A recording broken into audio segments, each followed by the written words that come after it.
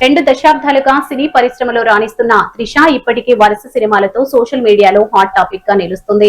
తెలుగులో చిరంజీవి, ప్రభాస్, ఎన్టీఆర్ వంటి అగ్ర హీరోలందరితో నటించి తనకంటూ ప్రత్యేక గుర్తింపు తెచ్చుకుంది. సూపర్ స్టార్ మహేష్ బాబు తనకు కేవలం కో స్టార్ మాత్రమే కాదు, కాలేజీ రోజుల నుంచే మంచి స్నేహితుడని త్రిష వెల్లడించింది. వీరిద్దరి చెన్నైలోని ప్రతిష్టాత్మక లయోలా కాలేజీలో ఒకే సమయంలో చదువుకున్నారు. అప్పటి నుంచే వీరి మధ్య పరిచయం ఉంది. అతడు, సైనికుడు చిత్రాలతో మెప్పించిన ఈ జంట మళ్లీ ఎప్పుడు కలిసి నటిస్తారా అని అభిమానులు ఆసక్తిగా ఎదురు చూస్తున్నారు.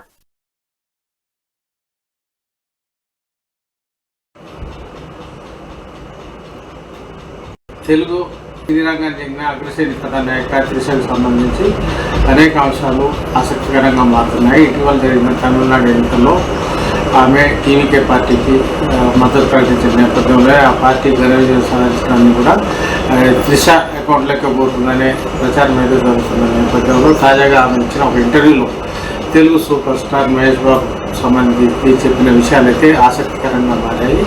ప్రత్యేకించి తాను మహేష్ బాబు ఒకే కాలేజీలో చదువుకున్నామని చెప్పారు. చెన్నైలోనే పుట్టి పెరిగిన సూపర్ స్టార్ కృష్ణ కుమారుడైన మహేష్ బాబు అదే కాలేజీలో త్రిష కూడా లయోలా కాలేజీలో చదువుతుందని ఆమె చెప్పడం కూడా జరిగింది.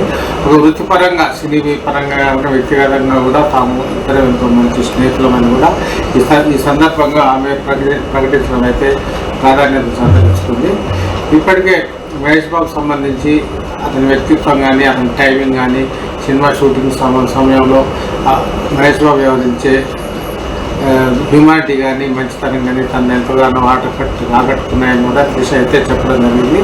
సైనికుడు అంతేకాకుండా మరోవైపు అతడు సినిమాతో కూడా ఆమె నటించి మహేష్ బాబుతో జతగట్టి ఘన విజయాన్ని అయితే అందుకోవడం జరిగింది. ఈ క్రమంలోనే అవకాశం వస్తే మరోసారి మహేష్ బాబుతో కలిసి నటించేందుకైతే తాను సిద్ధంగా ఉన్నానని ఇప్పటికే త్రిష ప్రకటించడం కూడా జరిగింది.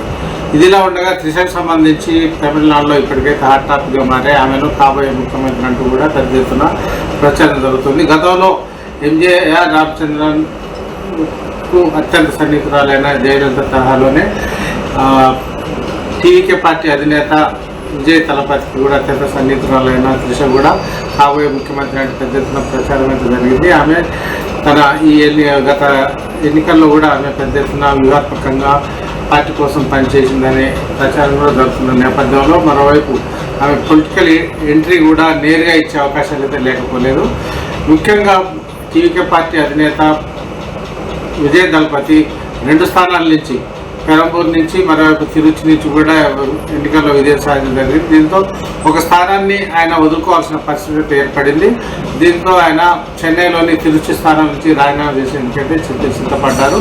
ఆ స్థానానికి ఉప ఎన్నిక మాత్రం అనివార్యం అవుతుంది. ఆ స్థానం నుంచి పోటీ చేయాలనే యోచనలో త్రిషకు ఉన్నట్టు కూడా తాజా పరిణామాలను బట్టి తెలుస్తుంది. టీవీకే వర్గాలు కూడా ఈ మేరకు సూచనప్రాయంగా వెల్లడించడం అయితే జరిగింది. దీనికి సంబంధించి మరికొద్ది రోజుల్లో టికెట్ వచ్చిన పక్షంలో మాత్రం మళ్ళీ ఆమె ఎమ్మెల్యే పోటీ చేసి అసెంబ్లీలో అడుగుపెట్టే అవకాశాలు మాత్రం లేకపోతుంది.